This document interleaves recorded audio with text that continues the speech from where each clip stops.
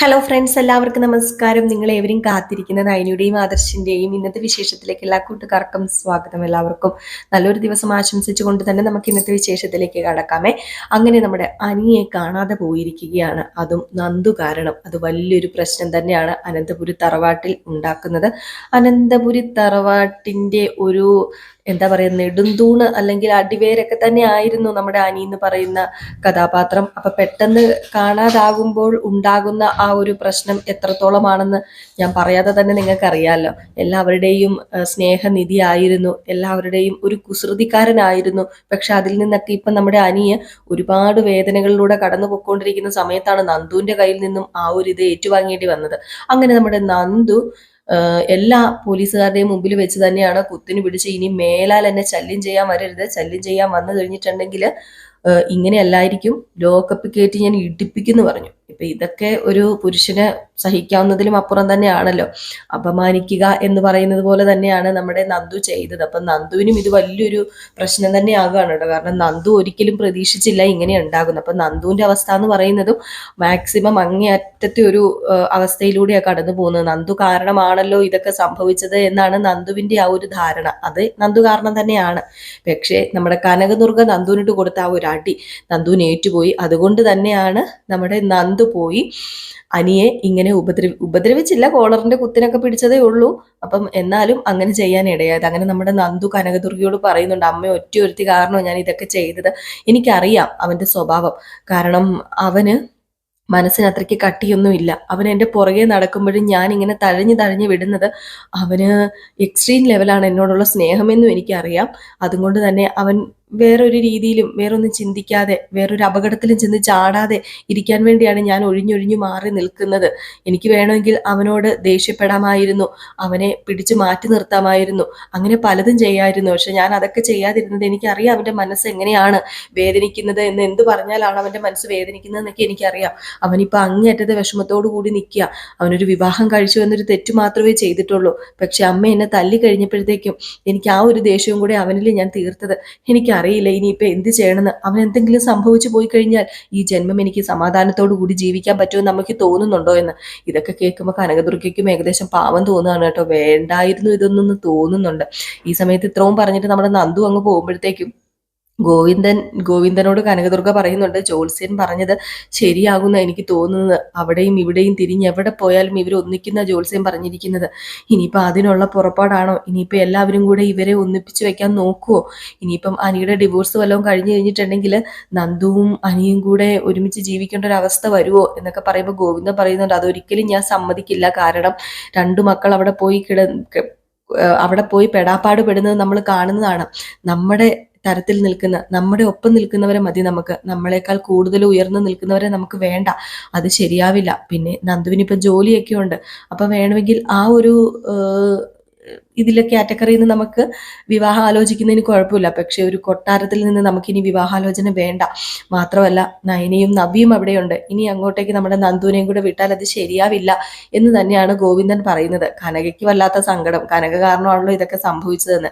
ഈ സമയത്താണെങ്കിൽ അനന്തപുരി തറവാട്ടിൽ ജാനകിക്കും സമാധാനക്കേട് തുടങ്ങി കേട്ടോ. അങ്ങനെ ജാനകി ചെന്ന് അജയനോട് പറയാണ്, അജയേട്ടാ ഒരു കാര്യം ചെയ്യണം, അവൻ എവിടെയാണോ അത് നമ്മൾ അന്വേഷിച്ച് കണ്ടുപിടിച്ചല്ലേ പറ്റൂ എന്ന് പറയുമ്പം കണ്ടുപിടിച്ചേ പറ്റൂ. ഇനിയിപ്പം അനാമിക മോള് പറയുന്നത് പോലെ ആ പോലീസുകാരിയുടെ പുറകെ ആയിരിക്കും അവൻ ഇങ്ങനെ ചോദിക്കുമ്പോൾ അജയൻ പറയുന്നുണ്ട്, അങ്ങനെ പോകുന്നുണ്ടെങ്കിൽ അത് അനാമികയുടെ കയ്യിലെ പ്രശ്നമല്ലേ. അവളുടെ ഭർത്താവിനെ അവൾക്ക് നോക്കാൻ പറ്റാത്തത് കൊണ്ടല്ലേ അങ്ങനെ പോകുന്നത്. അപ്പൊ പിന്നെ നമ്മൾ പ്രത്യേകിച്ച് പറഞ്ഞിട്ട് കാര്യമൊന്നുമില്ല. ഇനിയിപ്പം എനിക്ക് തോന്നുന്നത് അവന് ഇഷ്ടമുള്ള ബന്ധം ഏതാണോ അത് തിരഞ്ഞെടുക്കുന്നതായിരിക്കും നല്ലത്. അനാമികയെ ഡിവോഴ്സ് ചെയ്യുകയാണെങ്കിൽ നമുക്കൊരു കാര്യം ചെയ്യാം, നന്ദുവിനെ വിളിച്ചുകൊണ്ട് വരാം അവന്റെ പെണ്ണായിട്ട്. അവനതാ ഇഷ്ടമെങ്കിൽ അങ്ങനെ തന്നെ നടക്കട്ടെ. ഞാൻ സമ്മതിക്കില്ല, ഒരിക്കലും ഞാൻ സമ്മതിക്കില്ല. നന്ദു എന്ന് പറയുന്നവള് എന്റെ മരുമകളായിട്ട് വരുന്നത് ഞാൻ സമ്മതിക്കത്തില്ല. അനാമികയ്ക്ക് എന്ത് കുറവാ ഉള്ളത്? അവക്ക് കുറവല്ല, കൂടുതലാ ഉള്ളത്. എന്നെ കൊണ്ടൊന്നും പറയിപ്പിക്കരുത്. ചില വീഡിയോ ഒക്കെ കണ്ടിട്ട് എനിക്ക് തരിച്ചു കയറി വന്നതാ. അവളോടുള്ള സ്നേഹവും ബഹുമാനവും അവളോടുള്ള ആ ഒരു ആത്മാർത്ഥതയ്ക്ക് അന്ന് എനിക്ക് നശിച്ചതാ. എന്തൊരു വൃത്തികെട്ട പെണ്ണാ അവള്. ദേ അജേട്ടാ ഇങ്ങനെയൊന്നും പറയരുത് കേട്ടോ. അത് നമ്മുടെ മകന്റെ കയ്യിലെ കുഴപ്പമാണ്. അവള് ഏതെങ്കിലും തരത്തിൽ വെളിയിൽ പോയിട്ടുണ്ടെങ്കിൽ അവൾക്ക് വല്ല ആൺ സുഹൃത്തൊക്കെ കാണുമായിരിക്കും. ഇപ്പോഴത്തെ എല്ലാ പെൺകുട്ടികൾക്കും സുഹൃത്തുക്കളൊക്കെ ഉണ്ട്. അതിന് വേണ്ടാത്ത വിചാരങ്ങൾ എന്തിനാ അജയേട്ട ഉണ്ടാക്കുന്നത്? ഒരിക്കലും ഒരിക്കലും നമ്മൾ കരുതുന്ന പോലെ ഒന്നും അല്ല കാര്യങ്ങള്. നമ്മൾ വിചാരിക്കുന്ന പോലെ അല്ല. അതുകൊണ്ട് അജയേട്ടൻ ഒരു കാര്യം ചെയ്യണം. അനിയെ പറഞ്ഞ് മനസ്സിലാക്കണം. അവനെ ഒന്ന് ബ്രെയിൻ വാഷ് ചെയ്യണം. അവൻ വരുന്ന ഉടനെ തന്നെ അവനെ ഒന്ന് ബ്രെയിൻ വാഷ് ചെയ്ത് അവനെ നേരെയാക്കുക നമ്മൾ ചെയ്യേണ്ടത്. അല്ലാതെ വീണ്ടും അവനെ പടുകുഴിയിലേക്ക് തള്ളിവിടുകയല്ല ചെയ്യേണ്ടത്. പിന്നെ അവന്റെ മനസ്സിൽ നന്ദു എന്ന ഓർമ്മ മുഴുവൻ അത് നശിപ്പിച്ച് കളയണം നമുക്ക്. ആ ഓർമ്മ ഇനി തെല്ലും അവനെ അലട്ടാൻ പാടില്ല. അനാമിക മോള് പാവ, പഞ്ചപാവ. അവളെ ഞാൻ ഒരുപാട് സ്നേഹിക്കുന്നുണ്ട്. ഓ, അവളെ നീ ഒരുപാട് സ്നേഹിക്കുന്നുണ്ട്. നീ സ്നേഹിച്ചാൽ മതിയല്ലോ, നിന്റെ മകൻ സ്നേഹിക്കണ്ടല്ലോ. എടി, കൂടത്തിൽ കഴിയുന്ന ഒരു പെണ്ണിനെ മനസ്സിലാക്കാൻ, കൂടത്തിൽ കഴിയുന്ന ഒരു ആണിനെ മനസ്സിലാക്കാൻ കഴിഞ്ഞില്ല എങ്കിൽ ആ ജീവിതത്തിന് എന്തൊരർത്ഥമാടി ഉള്ളത്? ഒരർത്ഥവുമില്ല. നമ്മളൊക്കെ പലതവണ വഴക്ക് കൂടിയിട്ടുണ്ട്. അതുപോലെ ഏട്ടനും ഏട്ടത്തെയും വഴക്ക് കൂടിയിട്ടുണ്ട്. നമ്മളൊക്കെ ഒന്നിച്ചു പോകുന്നതും ഒരുമിച്ച് പോകുന്നതും ഒന്നിച്ച് ജീവിക്കുന്നതുമൊക്കെ നമ്മളൊരു അഡ്ജസ്റ്റ്മെന്റിലൂടെ തന്നെയാണ്. എല്ലാ ജീവിതങ്ങളും അങ്ങനെയൊക്കെ തന്നെയാണ്. കുറച്ച് അഡ്ജസ്റ്റ്മെന്റ് അങ്ങോട്ടും ഇങ്ങോട്ടും ആകാം. ഭർത്താവ് വിട്ടുവീഴ്ച ചെയ്യും, ഭാര്യ വിട്ടുവീഴ്ച ചെയ്യും. ചിലപ്പോൾ ഭർത്താവിന് വാശി കാണും, ഭാര്യ അപ്പോൾ വിട്ടുവീഴ്ച ചെയ്യണം. പിന്നെ ഭാര്യയ്ക്ക് വാശിയുണ്ടെങ്കിൽ ഭർത്താവും വിട്ടുവീഴ്ച ചെയ്യണം. ഇത് ഒരു പൊരുത്തവും ഇല്ലാതെ അവർ മുന്നോട്ടേക്ക് പോകുന്നത്. ആ പൊരുത്തക്കേടിനിടയിൽ ഇനിയിപ്പോൾ എന്തിനാ വെറുതെ ജീവിതം ജീവിതം ഇങ്ങനെ തൊലച്ചു കളയുന്നത്? അത് പിന്നെ അവർക്കിടയിൽ ഒരു കുഞ്ഞ് വന്നാൽ ഈ പ്രശ്നമൊക്കെ മാറുക ചേട്ടാ. കുഞ്ഞ്, അതെ, സത്യമായിട്ടും നമുക്കൊരു പേരക്കുട്ടിയുണ്ടോ? ഇപ്പം ഏടത്തിക്ക് പേരക്കുട്ടിയുണ്ട്, ജലജയ്ക്ക് പേരക്കുട്ടിയുണ്ട്. നമുക്ക് മാത്രമാ ഇത്രയും നാളുമായിട്ട് ഒരു പേരക്കുട്ടി ഇല്ലാത്തത്. ഇപ്പൊ പേരക്കുട്ടി ഉണ്ടാകാതിരിക്കുന്നത് തന്നെയാ ജാനകി നല്ലത്. അവരുടെ വഴക്കിനിടയിൽ ഇനി ഒരു കുട്ടിയും കൂടെ ഉണ്ടായി അതിനെയും കൂടെ കൊണ്ട് വലിച്ചിട്ട് എന്തിനാ വെറുതെ? അല്ലെങ്കിലും അജയേട്ടനോട് ഒന്നും പറഞ്ഞാൽ അജയേട്ടന് മനസ്സിലാവില്ലല്ലോ. അജയേട്ടൻ ഇപ്പോഴും ആദർശിന്റെയും നയനിയുടെയും ഏടത്തിയുടെയും ഒക്കെ കൂടെ തന്നെയാണല്ലോ. എല്ലാവരെയും അവള് സോപ്പിട്ട് കയ്യിലെടുത്ത് വെച്ചിരിക്കുക. അതും നിനക്ക് തെറ്റി. അവള് സോപ്പിട്ട് കയ്യിലെടുക്കുന്നതല്ല, അവളുടെ നല്ല മനസ്സറിഞ്ഞ് എല്ലാവരും അവരുടെ വശത്ത് നിൽക്കണതാണ്. അല്ലാതെ അവൾക്ക് സോപ്പിട്ടെടുക്കേണ്ട കാര്യമൊന്നുമില്ല. ജാനകി, നീ ഒന്ന് മനസ്സിലാക്കണം. നിന്റെ മരുമകൾ എന്താണ്, ആരാണ്, എങ്ങനെയുള്ളവളാണെന്ന് നീ ആഴത്തിൽ അറിയാൻ ശ്രമിക്കുക. എന്നിട്ട് പോരെ നിന്റെ ഈ പ്രസംഗവും അതുപോലെ മകനെയും മരുമകളെയും ഒന്നിപ്പിക്കുവാനുള്ള ശ്രമങ്ങളൊക്കെ.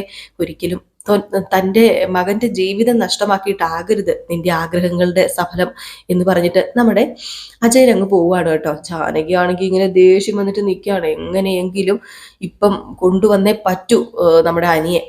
ആ ഒരു ഇതിലാണ്. മാത്രമല്ല, അനിയും അനാമികയും ഒരിക്കലും പിരിഞ്ഞു പോകാൻ ആഗ്രഹിക്കുന്നില്ല കേട്ടോ.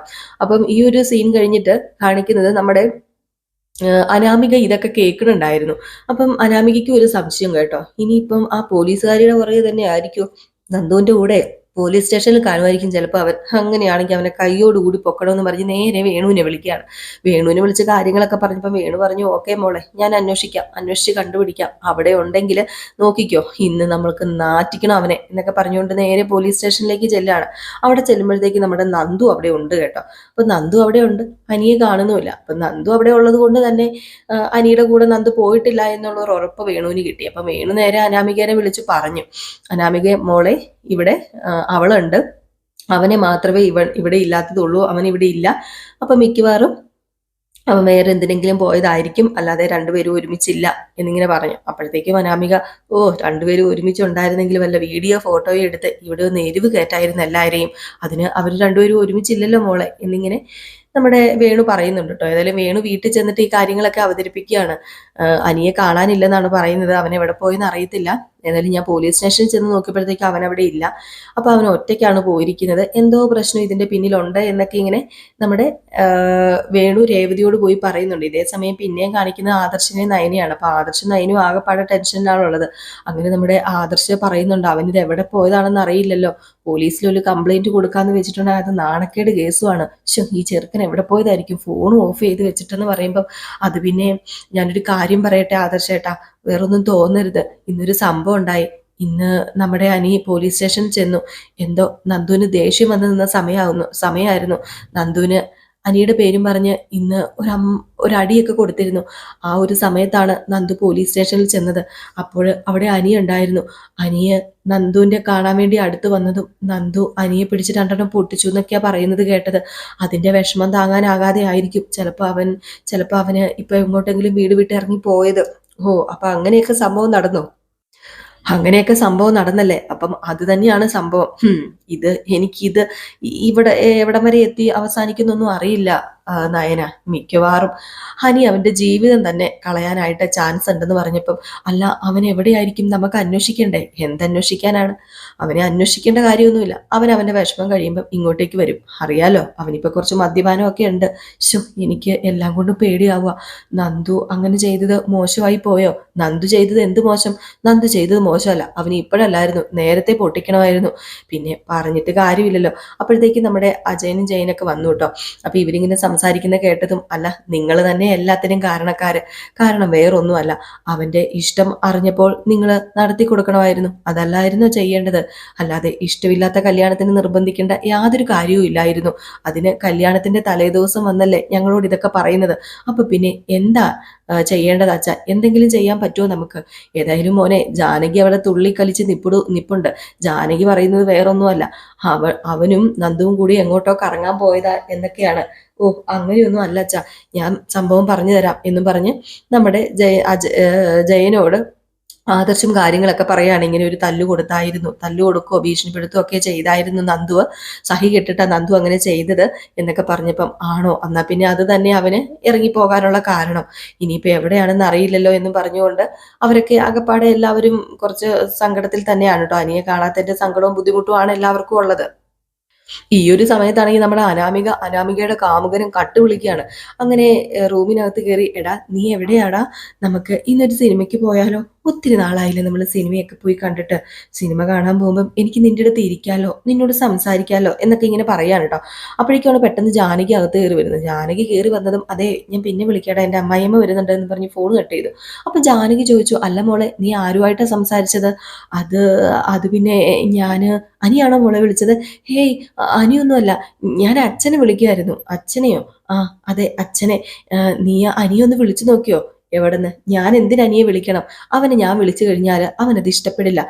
ഞാൻ എന്തോ വലിയ തെറ്റ് ചെയ്ത പോലെയാണല്ലോ അവന്റെ സ്വഭാവം. മാത്രമല്ല, ഞാൻ എന്തോ കുറ്റക്കാരിയാണെന്നോ, ഞാനെന്തോ വൃത്തികെട്ടവളാണെന്നോ, എന്നെ അടുപ്പിക്കാൻ കൊള്ളത്തില്ലെന്നോ ഒക്കെയാണല്ലോ അവൻ പറയുന്നത്. പിന്നെ ഞാൻ എന്തിനവനെ അന്വേഷിക്കണം? എങ്കിലും മോളെ, നിന്റെ ഭർത്താവല്ലേ, നിന്റെ കഴുത്തിൽ താലി കെട്ടിയ ആളല്ലേ? അപ്പൊ നീ ഒരു കാര്യം ചെയ്യ, പേരിനെങ്കിലും ഒന്ന് വിളിക്കുക, അന്വേഷിക്കുക. ആ, ഞാൻ വിളിച്ചോളാം, അന്വേഷിച്ചോളാം. പിന്നെ ഞാൻ അച്ഛനെ പറഞ്ഞു വിട്ട പോലീസ് സ്റ്റേഷനിലൊന്ന് നോക്കിപ്പിച്ചായിരുന്നു. അവിടെ ഏതായാലും അവനില്ല, അവളും അവിടെയുണ്ട്. അതുകൊണ്ട് വേറെ എങ്ങോട്ടെങ്ങാണ്ട് പോയതാ അവന് എന്നിങ്ങനെ നമ്മുടെ ജാനകിയോട് പറയാണ് കേട്ടോ. ആകപ്പാടെ അനന്തപുരി തറവാട് ഇളങ്ങി മറിഞ്ഞിരിക്കുകയാണ്. മുത്തച്ഛൻ്റെയും മുത്തശ്ശിയുടെയും ചെവിയിൽ ഇതുവരെ നമ്മുടെ അരി കാണാതായത് എത്തിയിട്ടില്ല കേട്ടോ. അപ്പൊ ഇതൊക്കെ കൂട്ടി ഇണക്കിക്കൊണ്ട ഒരു വിശേഷമാണ് നമുക്ക് ഇന്ന് വന്നിരിക്കുന്നത്. അപ്പൊ ഞാൻ കൂടുതൽ പറഞ്ഞ് ബോറാക്കുന്നില്ല, കാരണം ഇന്ന് അത്യാവശ്യം താമസിച്ചെന്ന് തോന്നുന്നു. നമ്മുടെ വീഡിയോ ഇന്ന് 7:30-ക്കൊക്കെ ഇടുന്നതായിരുന്നു. അപ്പൊ ഇന്ന് കുറച്ച് താമസിച്ചു പോയി. ഇപ്പം മക്കൾക്ക് പഠിത്തമില്ലാത്തതുകൊണ്ട് കുറച്ച് നേരം കൂടുതൽ നമ്മൾ കിടന്നുറങ്ങും കേട്ടോ. മക്കൾക്ക് ക്ലാസ് ഉണ്ടെങ്കിൽ നമ്മൾ കറക്റ്റ് ആ ഒരു സമയമാകുമ്പോൾ നമ്മൾ എണീറ്റ് പിന്നെ വീഡിയോ ചെയ്യുക, ജോലി ചെയ്യുക, അങ്ങനെ അങ്ങ് പോകും. ഇതിപ്പം മക്കൾക്ക് പഠിത്തം ഇല്ലാത്തതുകൊണ്ട് നമ്മൾ വന്നാൽ പിന്നെ കുറച്ച് നേരം കൂടി അങ്ങ് കിടക്കാന്നൊക്കെ പറഞ്ഞ് അലാറൊക്കെ ഓഫ് ചെയ്തങ്ങ് കിടക്കും. അങ്ങ് നീണ്ട് വിശാലമായിട്ട് ഉറങ്ങും. ഇതാണ് പറ്റിപ്പോകുന്നത്. അപ്പം എല്ലാവരും കാത്തിരിക്കുക. ഇന്നത്തെ വിശേഷം ഈ ഒരു ഭാഗമൊക്കെ ആട്ടോ കാണിക്കുന്നത്. നമ്മുടെ അനന്തപുരി തറവാട്ടിലെ ഇപ്പോൾ നടക്കുന്ന പ്രശ്നം അനിയുടെ തിരോധാനം തന്നെയാണ്. അനിയെ കാണുവാനില്ല. ഇനിയിപ്പം നന്ദു പേടിച്ചു വിറച്ചിരിക്കുകയാണ്. മാത്രമല്ല, നന്ദുവിനെ വിളിക്കുന്ന ഒരു സീനും കൂടി ഉണ്ട്. അതങ്ങ് വിട്ടുപോയി. നന്ദുവിനെ വിളിച്ച് നമ്മുടെ അനി സംസാരിക്കുന്ന ഒരു, അനിയല്ല സോറി, ആദർശൊക്കെ സംസാരിക്കുന്ന ഒരു സീനുണ്ട്. അതുകൊണ്ട് തന്നെ നന്ദുവിന്റെ പോലീസ് ടീം നമ്മുടെ അനിയെ തപ്പി ഇറങ്ങിയിട്ടൊക്കെ ഉണ്ട്. അപ്പം കാത്തിരുന്ന് തന്നെ കാണാം ഇനിയിപ്പോൾ എന്താ സംഭവിക്കാൻ പോകുന്നതെന്ന്. പിന്നെ ഇതിനു മുമ്പായിട്ട് നമ്മുടെ രേവതിയുടെയും സച്ചിയുടെയും കഥ നമ്മൾ പോസ്റ്റ് ചെയ്തിട്ടുണ്ട്. പിന്നെ റിയൽ സ്റ്റോറിക്കകത്ത് നമ്മൾ അലീനയുടെ കഥ, ഇന്നത്തെ കഥ ഇടുന്നതായിരിക്കും. നമുക്ക് ഇതുവരെ കഥ എത്തിയിട്ടില്ല, ഡിലേ ആണ്. ഇന്ന് നമ്മുടെ അലീനയുടെ കഥ ഡിലേ ആണ് കേട്ടോ. അതുകൊണ്ടാണ് നമുക്ക് രാവിലെ അലീനയുടെ കഥ ഇടാൻ സാധിക്കാത്തത്. ഫുൾ വിശേഷം ആണെങ്കിൽ നമ്മൾ നേരെ കണ്ടു പറയുന്നത് തന്നെയാണല്ലോ നല്ലത്. പിന്നെ പ്രമോ വിശേഷം ഇട്ടിട്ടുണ്ട്. അപ്പോൾ രാവിലെ ഒരു വിശേഷം കൂടെ വെറുതെ പ്രമോ ആയിട്ട് ഇടണ്ടല്ലോ, ഫുള്ള് വന്നിട്ട് ഇട്ടാൽ മതിയല്ലോ എന്ന് ഓർത്തിട്ടാണ് ഞാൻ ഫുള്ള് വരുന്നത് വരെ വെയിറ്റ് ചെയ്യുന്നത്. അപ്പം ചിലപ്പോൾ വൈകിട്ടായി പോകും, പിന്നെ നമ്മൾ ഇടേണ്ട കാര്യമില്ലല്ലോ. അപ്പോൾ അതാണ് കേട്ടോ. അപ്പോൾ എല്ലാവർക്കും നല്ലൊരു ദിവസം ആശംസിച്ച് നിർത്തുന്നു. ഒരു ലൈക്ക് അടിക്കാൻ മറക്കരുതേ.